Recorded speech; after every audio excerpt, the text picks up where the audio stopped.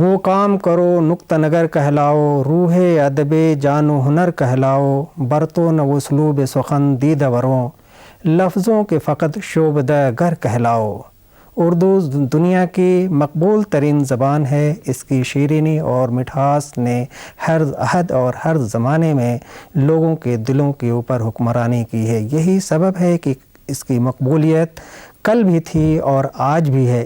اسی خیال کو مد نظر رکھتے ہوئے ہم ایک سیریز کا سلسلہ شروع کرنے جا رہے ہیں جو ملک کے معروف شعراء سے گفتگو ہوگی اور ان کی شاعری کے ذریعے جو ایک پیغام پہنچتا ہے، اس سے جو فائدہ ہمارے سماج اور سیاست کو ہو رہا ہے، ہم کریں گے۔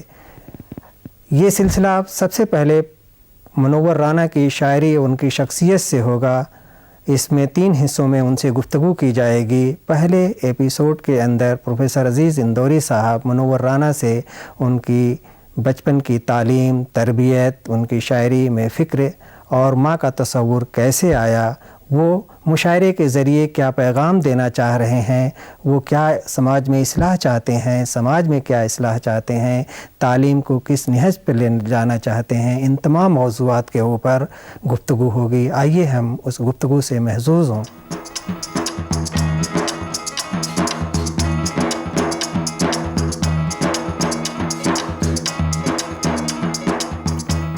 ملک کے ایک نامور شاعر اور ادیب جناب منور رانا موجود ہیں۔ منور صاحب کی غزل کی سب سے بڑی خوبی سہل پسندی تو ہے ہی، لیکن اسی کے ساتھ ساتھ انہوں نے اپنی غزلوں میں بہت زیادہ گہرے تجربات اور سوچ کی سچائیوں کو بہت ایماندارانہ طور پر پرکھا ہے۔ ایک عجیب دلکش لہجہ ہے جس میں ذرا سا بھی کھردراپن محسوس نہیں ہوتا۔ اردو شاعری مشکل پسندی اور سہل پسندی کا ہمیشہ سے ایک اس میں یہ دونوں صورتیں موجود رہی ہیں، لیکن دھیرے دھیرے ہماری اردو غزل میر سے چل کر داغ اور داغ سے چل کر منور صاحب کے استاد والی آسی تک آتے آتے وہ گفتگو کی زبان اس غزل میں شامل ہو گئی۔ میں منور صاحب سے یہ معلوم کرنا چاہوں گا کہ غالباً ان کی ساری غزلوں کو آپ پڑھ لیجئے، 1-2 فارسی یا عربی کی 1-2 تراکیب آپ کو کہیں ایسی نظر آئیں گی جنہیں کسی سے ہمیں اس کے مفہوم کو یا معنی کو معلوم کرنا پڑتا ہے۔ آخر کیا وجہ تھی منور صاحب جس نے آپ کو اس سہل پسندی کی طرف اتنی تیزی سے راغب کیا کہ آپ کی شہرت نہ صرف رائے بریلی، نہ صرف لکھنؤ، نہ صرف کلکتہ، نہ صرف اندور، نہ صرف دلی، بلکہ پورے بین الاقوامی انٹرنیشنل پیمانے پر آپ کو ایک مستند غزل گو بنا گئی؟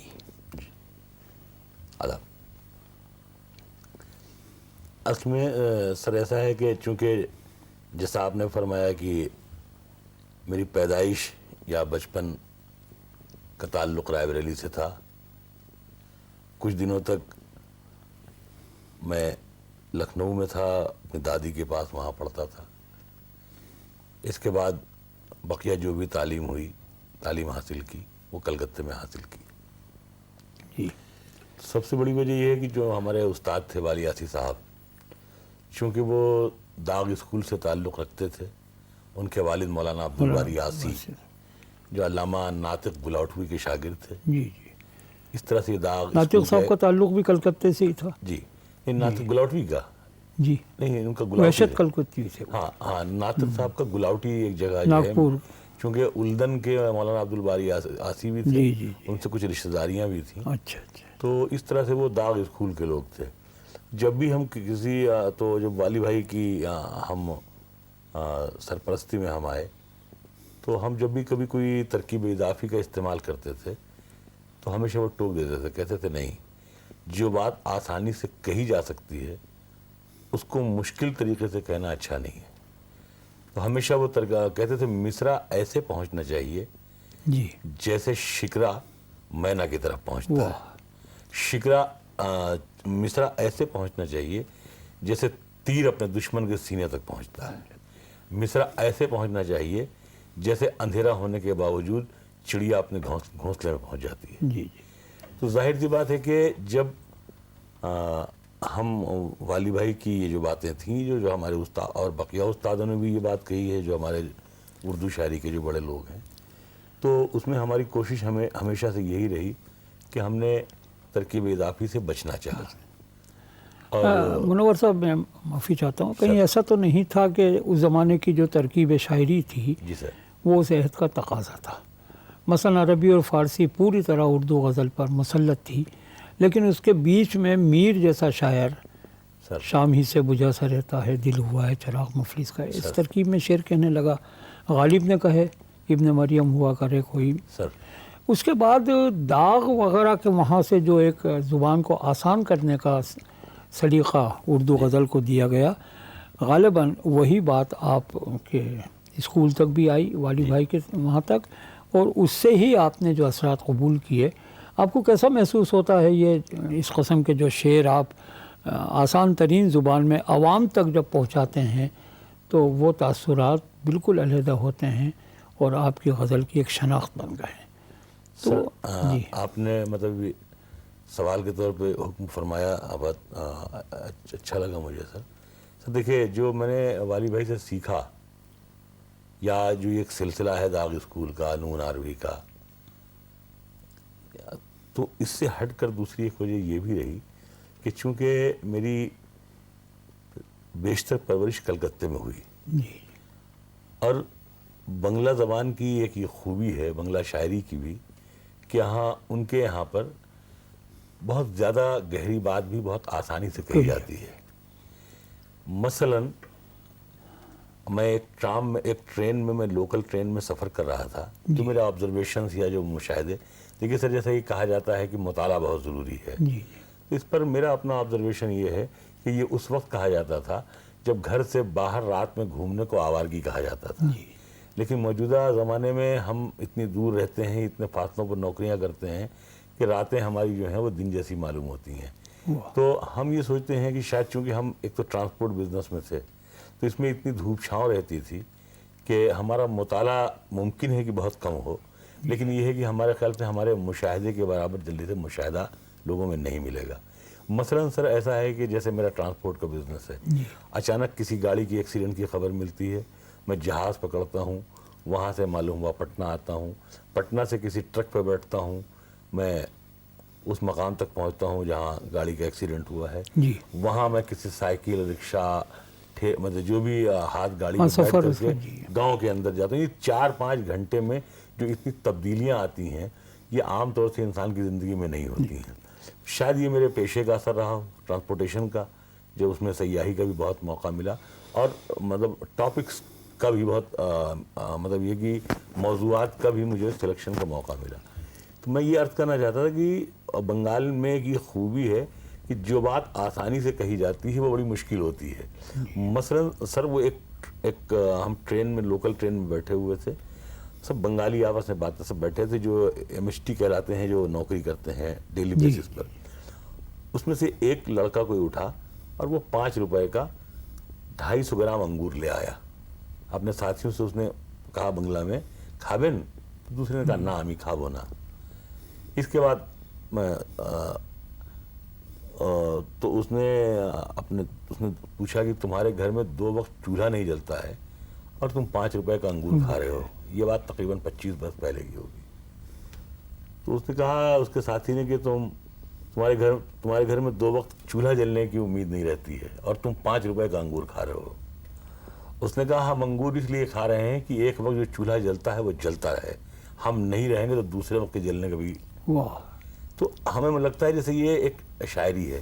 یہ جیسے ہم لپٹن کا، ہمارے پاس کافی کام تھا ٹرانسپورٹ کا، تو اکثر میں جاتا تھا، وہ یہ چائے پیش کرتے تھے، صبح جانا ہوتا تھا، تو وہ مجھ سے پوچھتے تھے چائے کھابیں؟ میں نہ کھابو نا، گاڑی دیے دیں.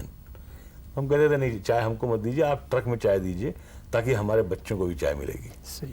تو اب وہ اس سے خود، تو یہ لہجہ جو ہے اس اسٹائل کی گفتگو کرنے کا، یہ بنگلہ کا خاص حصہ ہے، بنگلہ ادب کا. تو میں نے تھوڑا سا وہاں سے انسپریشن حاصل کیا. اس کے بعد چونکہ اردو ایسی ریچ لینگویج ہے کہ اس کو آسان سے آسان بنا کر پیش کیا جا سکتا ہے. لیکن سر اصل میں تھوڑا یہ ہوا کہ جس طرح موجودہ عہد میں لوگ صرف یہ جتانے کے لیے کہ میں پڑھا لکھا بھی ہوں، انگریزی بولنا شروع کر دیتے ہیں بیچ میں. اپنے آپ کو خاندانی سے مطلب یہ ہے کہ دولت مند، پڑھے لکھے، کانوینٹ کلچر کے، بیچ میں انگریزی ضرور بولنا شروع کرتے ہیں، یعنی انگریزی کا چھوکا لگاتے ہیں.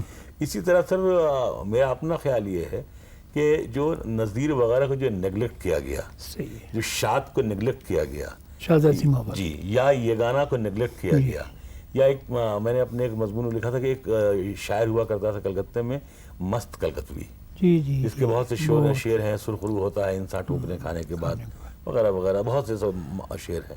تو اب معلوم ہوا کہ وحشت کلکتے کا بنگال کا سب سے بڑا شاعر، اور بالکل وہ توتیے بنگالہ. وہ توتیے بنگالہ اس لیے بھی تھے کہ وہ نواب خاندان کے تھے. مست کلکتوی ایک جوٹ مل میں کام کرتا تھا، کچی شراب پیتا تھا. تو اس کو ظاہر سی بات ہے یہ نوابین کی بستی میں جو غزل لکھی جا رہی تھی یا جو زبان بولی جا رہی تھی، وہاں اس کا داخلہ بھی نہیں تھا. تو یہی صورتحال نظیر کے ساتھ بھی، کہ نظیر کو لوگ ہندوی شاعر کہتے تھے. نہیں، جو ہمارے جو شرفائے ادب تھے وہ کہتے تھے یہ ہندوی شاعر ہے.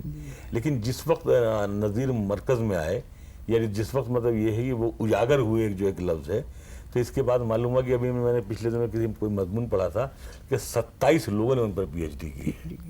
تو یہ بھی ثابت ہو گیا ہے منور رانا صاحب کہ نظیر صرف عوام کی زبان نہیں لکھتے تھے، فارسی دان تھے اعلیٰ درجے کے، جی، اور فارسی پر ان کو بڑا عبور حاصل تھا. لیکن چونکہ شخصیت پائی تھی، جی، اور نوابین سے گریز کرتے تھے ہمیشہ، اس لیے وہ زبان وہی لکھتے تھے. مثلا ان کی بڑی مشہور نظمیں سب ٹھاٹ پڑا رہ جائے گا، جب لاج چلے گا بنجارا.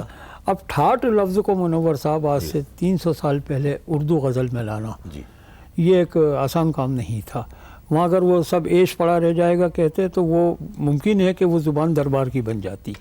آپ کے یہاں بھی ہمیں کچھ ایسا محسوس ہوتا ہے کہ آپ عوام سے جو گفتگو ہے، عوامی لہجے میں عوام سے گفتگو، لیکن خواص کے ذہن سے، یہ آپ کے غزل کا ایک بڑا حصہ رہا ہے.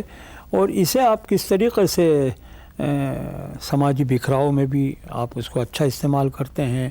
جو ہمارے سماج میں ناانصافیاں ہیں، سماج میں جو ظلم و ستم بے وجہ ڈھایا جا رہا ہے، آپ کی شاعری کی بنیاد انہی دائروں میں ہے.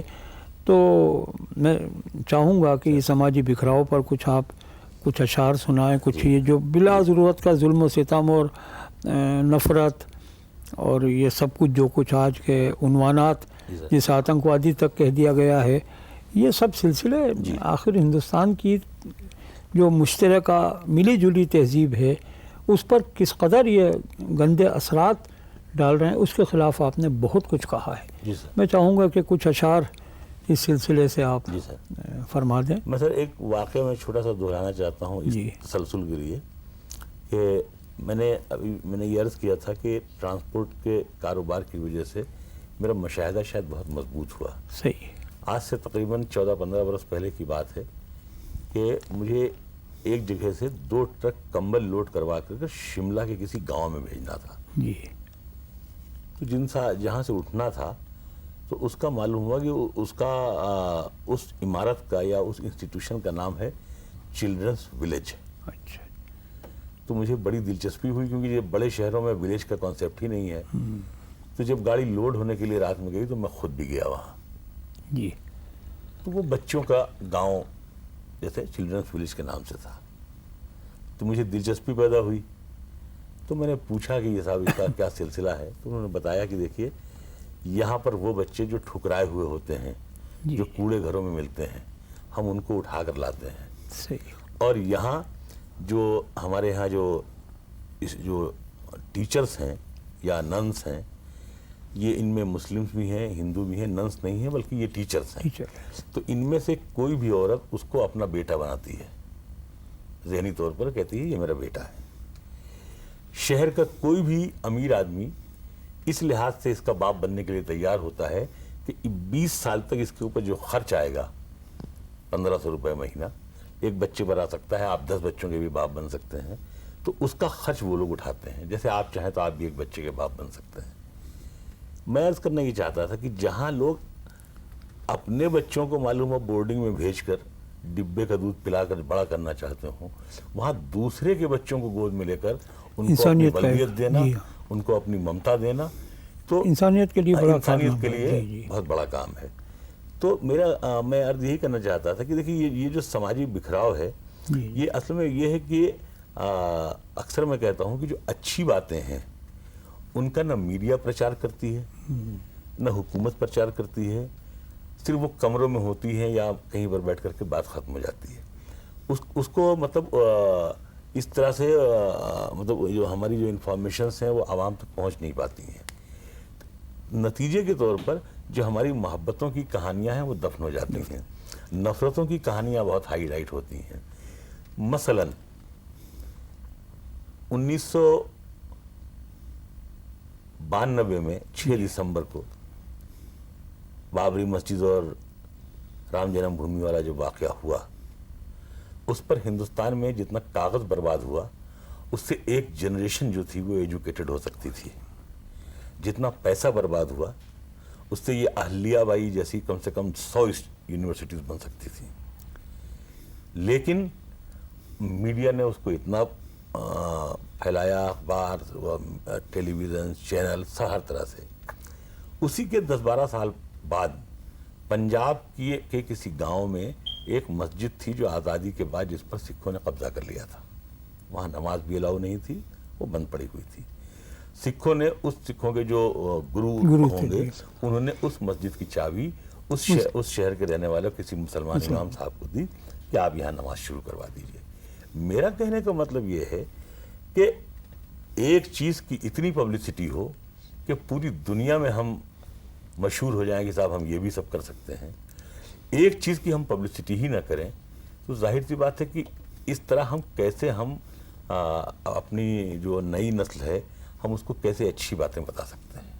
مثلا میں ایک بات اور کہنا چاہتا ہوں, چونکہ میں بہت صاف گوئی سے گفتگو کرتا ہوں. اورنگزیب کے اتنے قصے مشہور ہیں 2000, لیکن یہ کوئی نہیں بتاتا کہ صاحب وہ کھچڑی کھاتا تھا. اس کی پسندیدہ یعنی ہر ہسٹورین نے جو اورنگزیب کے خلاف تھا یا اس کے فیور میں تھا یا انصاف کے طور پر اس نے لکھا, ہر نے یہ تسلیم کیا کہ اس کی پسندیدہ غذا کھچڑی تھی. تو کہنے کا مطلب یہ ہے کہ ہم چکن کا تو پرچار کر دیتے ہیں, مٹر پنیر کا پرچار کر دیتے ہیں, لیکن ہم غربت میں کھلے ہوئے اس پھول کا پرچار نہیں کرتے ہیں جو پلیٹ میں کھچڑی کی شکل میں ہوتا ہے.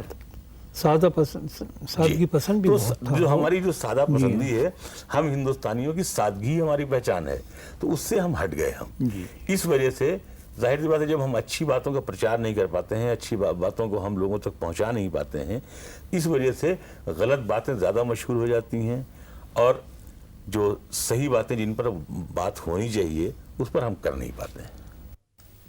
ابھی منور رانا صاحب سے جو گفتگو ہو رہی تھی اس سے آپ محظوظ ہو رہے تھے. منور رانا کا بچپن, ان کی تعلیم و تربیت, ان کی شاعری میں سوچ اور فکر میں جو تبدیلیاں آئیں اور مشاعرے کے ذریعے وہ جو پیغام دینا چاہتے ہیں, ان ساری باتوں سے آپ محظوظ ہو رہے تھے. دوسرے ایپیسوڈ میں منور رانا صاحب سے گفتگو ہوگی. وہ گفتگو مشاعرے کی شاعری, مشاعرے میں جو انحطاط آیا ہے, ان تمام پہلوؤں پہ گفتگو کی جائے گی.